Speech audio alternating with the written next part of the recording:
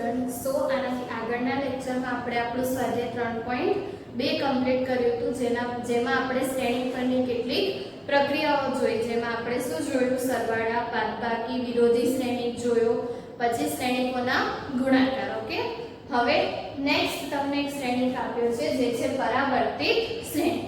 તો પરાવર્તિત શ્રેણિક શું કહે છે? તો એની વ્યાખ્યા એવી છે કે જો તમને m/n કોઈક શ્રેણિક m/n કક્ષાનો કોઈક શ્રેણિક આપ્યો હોય તો એની બધી જ હાર છે એ અનુરૂપ સ્તંભમાં કન્વર્ટ કરવાની અને બધા જ સ્તંભ છે એ અનુરૂપ હારમાં કન્વર્ટ કરવાના.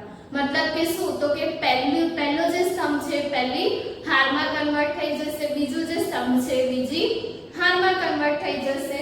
ઇન શોર્ટ તમારે એને અદલ-બદલ કરવાનું છે એ રીતે કે જો તમારો શ્રેણિક m/n કક્ષાનો હોય તો એનો જ્યારે તમે પરાવર્તિત શ્રેણિક લખશો તો એની કક્ષા શું થઈ જશે? n/m. ઓકે, અને એને કઈ રીતે દર્શાવવામાં આવે તો અહીંયા મેં કીધું છે કે a' અથવા તો a' to t શ્રેણી સંજ્ઞા છે પરાવર્તિત શ્રેણિકની. ઓકે, અહીંયા આપણે એક એક્ઝામ્પલ લીધું છે કે કોઈ શ્રેણિક તમને a આપ્યો છે આ રીતનો કે 3 5 વર્ગમૂળમાં 3 1 અને 0 -½ તો આ શ્રેણિકની કક્ષા આપણી પાસે કઈ થશે? તો કે એને 3 હાર અને 2 સ્તંભ છે. હવે આપણે એનો પરાવર્તિત શ્રેણિક લખવો હોય તો એની કક્ષા શું થઈ જશે? આનાથી ઊંધી, એટલે કે 2/3 થશે. એટલે આપણી જે પહેલી હાર છે પહેલા સ્તંભમાં લખવાની. અહીંયા પહેલી હાર કઈ છે? 3 અને 5. બીજી હાર કઈ છે? તો કે વર્ગમૂળમાં 3 અને 1. ત્રીજી હાર કઈ છે? તો કે 0 અને -½ ઓકે, આના શ્રેણિકની કક્ષા શું થશે? 2/3. ઓકે, તો જ્યારે બી આપણે કોઈ પણ શ્રેણિકનો પરાવર્તિત શ્રેણિક લખવો હોય તો આપણે ખાલી શું કરવાનું છે? તો કે હાર અનુરૂપ હારને અનુરૂપ સ્તંભમાં કન્વર્ટ કરવાની. ધેટ મીન્સ કે જે પહેલી કોલમ હોય એને પહેલી રોમાં, બીજી કોલમ હોય એને બીજી રોમાં. ઓકે, ઇન શોર્ટ તમારે ખાલી આ ઓર્ડર ધ્યાનમાં રાખવાનો કે ઓર્ડર શું થઈ જશે? ચેન્જ. m/n નો શ્રેણિક હશે તો એ n/m કક્ષાના શ્રેણિકમાં કન્વર્ટ થશે. ઓકે, હવે તમને નેક્સ્ટ કીધું છે પરાવર્તિત શ્રેણિકના કેટલાક ગુણધર્મો. તો પહેલું શું કીધું છે કે આપણે કોઈ પણ શ્રેણિકનો પરાવર્તિત શ્રેણિક શોધીએ અને ફરીથી એ જ શ્રેણિકનો પરાવર્તિત શ્રેણિક શોધીએ. ધેટ મીન્સ કે બે વખત પરાવર્તિત શ્રેણિક શોધીશું તો પાછું આપણને શું મળશે? શ્રેણિક a. કઈ રીતે? તો કે અહીંયા આપણે a' શોધ્યો. હવે આ જ a' માટે આપણે ફરીથી પરાવર્તિત શ્રેણિક શોધીએ તો આવું થશે a' નો ડેશ. અહીંયા 2/3 કક્ષાનો છે તો એનો પરાવર્તિત શ્રેણિક શું થશે? 3/2 અને 3/2 થશે એટલે આપણે શું કરવાનું? પહેલી હારને પહેલા સ્તંભમાં તો 3√3 0, બીજી હારને બીજા સ્તંભમાં તો 5 1 -½ અને આની કક્ષા શું થઈ જશે? 3/2. અને આ તમે જોશો તો કંઈ નહીં પણ આપણો શું છે? શ્રેણિક a. એટલે કે આપણે કોઈ પણ પરાવર્તિત શ્રેણિક શોધીએ અને પાછું એનું પરાવર્તિત શ્રેણિક શોધીએ તો હંમેશા આન્સર શું મળશે આપણને? a નો એ શ્રેણિક ફરીથી. ધેટ મીન્સ કે a. ઓકે, એવી જ રીતે બીજું શ્રેણિક કીધું છે તમને કે k a' મતલબ કે આપણે કોઈ પણ શ્રેણિકને કોઈ પણ અચળ સંખ્યા વડે ગુણીશું ને એનો પરાવર્તિત શ્રેણિક શોધીશું તો આન્સરમાં આપણને શું મળશે? k ની જોડે પરાવર્તિત શ્રેણિક. ઓકે, ધારો કે આપણે આ જ શ્રેણિકને કોઈ નંબર વડે ગુણી લઈએ. ધારો કે તમે આને 2 વડે ગુણશો તો 2 વડે ગુણ્યા પછી જ આપણે જે પરાવર્તિત શ્રેણિક શોધીશું તો એ પરાવર્તિત શ્રેણિકને તમે શું લખી શકો? 2 * a'. બંનેનો આન્સર હંમેશા કેવો હશે? સરખો. ને એ વસ્તુ આપણે અચળ સંખ્યાને શ્રેણિકમાં કઈ રીતે ગુણવાની ત્યારે બી જોઈતી કે આપણે કોઈ પણ અચળ સંખ્યાને કે ai જે આપ્યું હોય તો એને આપણે કે ai જે આ રીતે લખી શકીએ. તો સેમ વસ્તુ પરાવર્તિત શ્રેણિક માટે બી સાચી છે. ઓકે, આપણે તમે કોઈ પણ એક્ઝામ્પલ લઈને બી આને જોઈ શકો છો. નેક્સ્ટ તમને શું કીધું છે કે a + b નો ડેશ = a એટલે કે જ્યારે બી તમે બે શ્રેણિકનો સરવાળો કરીને એનો પરાવર્તિત શ્રેણિક શોધશો અને બંને શ્રેણિકના પરાવર્તિત શ્રેણિકનો સરવાળો કરશો તો બંનેનો આન્સર હંમેશા કેવો મળશે? સરખો. આ વસ્તુ તમે કોઈ પણ સમાન કક્ષાના બે શ્રેણિક લઈને સાબિત કરી શકો. સરવાળા માટે આપણે શું જોયું હતું કે શ્રેણિકની કક્ષા કેવી હોવી જોઈએ? સરખી.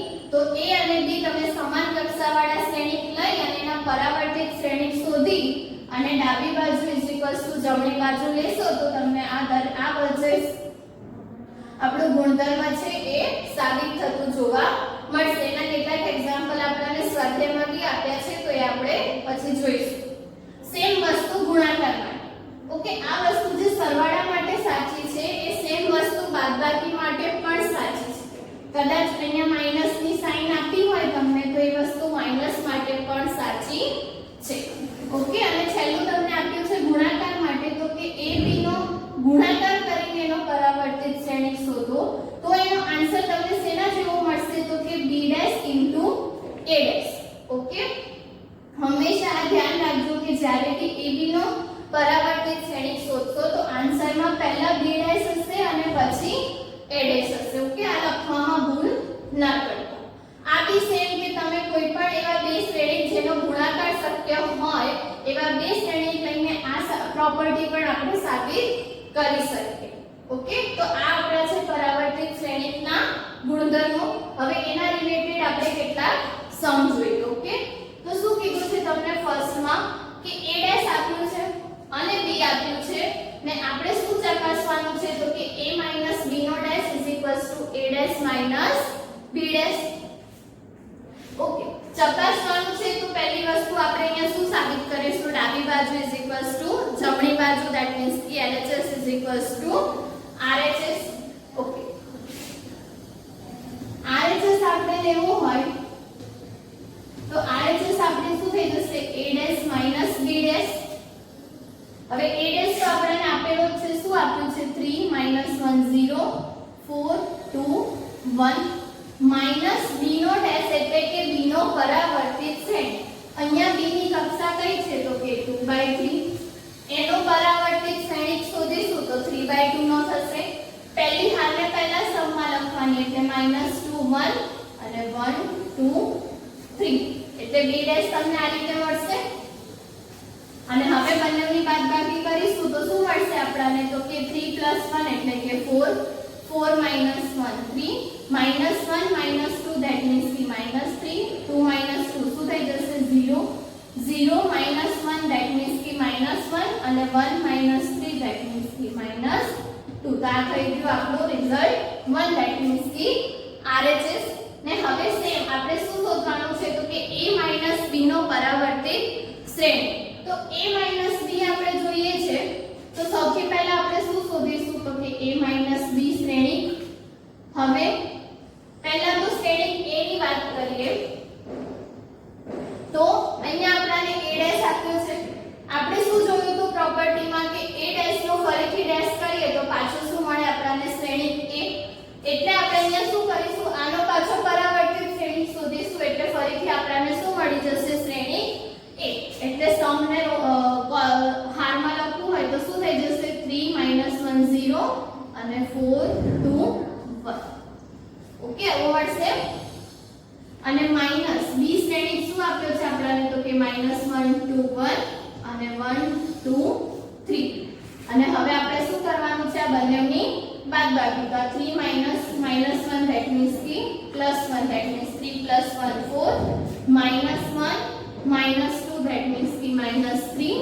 એના પછી 0 -1 4 - 1 3 2 - 2 0 અને 1 - 3 that means કે -2. તો આ આપણું a - b થયું. ને હવે આપણે શું જોઈએ છે? a - b નો પરાવર્તિત શ્રેણિક that means કે a - b નો ડેશ. તો a - b નો ડેશ એટલે કે અહીંયા આપણે શું થશે? આ જે શ્રેણિક છે એનો પરાવર્તિત શ્રેણિક. તો એનો પરાવર્તિત શ્રેણિક લખીશું તો શું થઈ જશે? તો કે 4 - 3 - 1 અને 3 0 - 2. ઓકે, અને આ આપણું શું થઈ જશે? રિઝલ્ટ નંબર 2 જે શું છે આપણું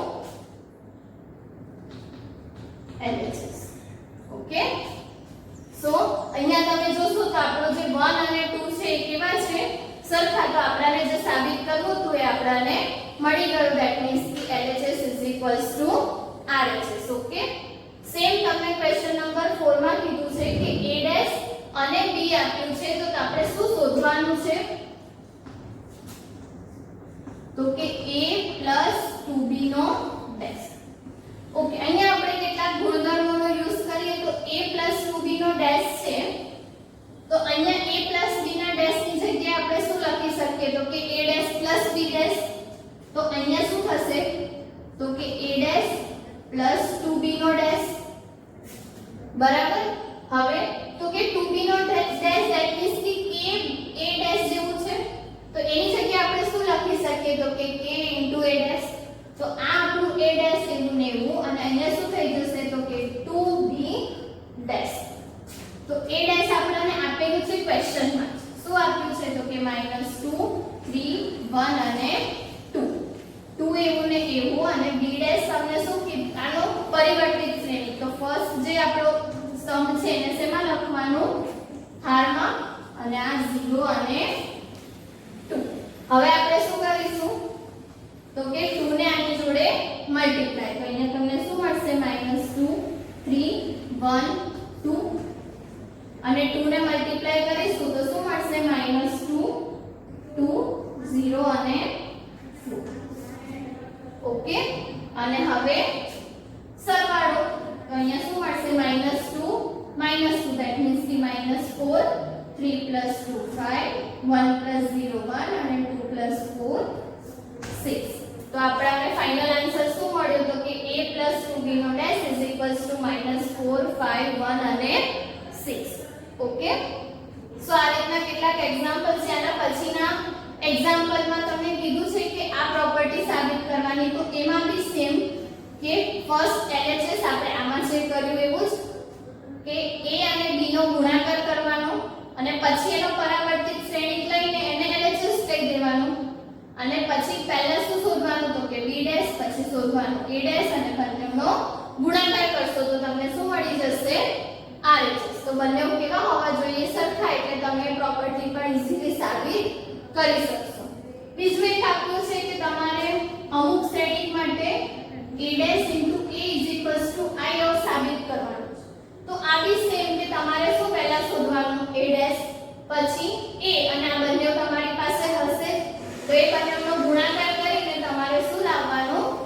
એકમ શ્રેણિક. એટલે એકમ શ્રેણિક આવશે એટલે તમને જે સાબિત કરવાનું છે આન્સર મળી જશે. ઓકે, સો અહીંયા આપણે પરાવર્તિત શ્રેણિક જોયું અને એના રિલેટેડ કેટલાક દાખલા. ઓકે, હવે આપણે જે નેક્સ્ટ ટોપિક ભણીશું એ તમારું છે વિસંમિત શ્રેણિક અને વિસંમિત શ્રેણિક. ઓકે, તો આઈ હોપ તમને સમજણમાં આવ્યું હશે. Okay, thank you.